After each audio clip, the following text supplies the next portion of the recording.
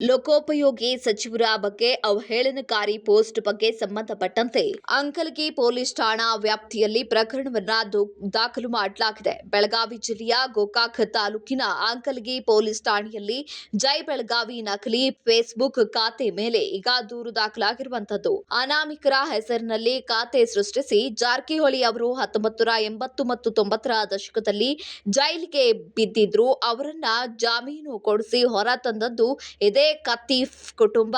ಅವತ್ತು ಕತ್ತಿ ಕುಟುಂಬ ಇವರನ್ನ ಹೊರ ತರದೇ ಇದ್ದಿದ್ರೆ ಇವತ್ತು ಅವರು ಅಷ್ಟೊಂದು ಬೆಳೀತಾ ಇರಲಿಲ್ಲ. ಕತ್ತಿ ಕುಟುಂಬ ಜಾತಿ ಧರ್ಮದ ರಾಜಕೀಯ ಮಾಡಲಿಲ್ಲ.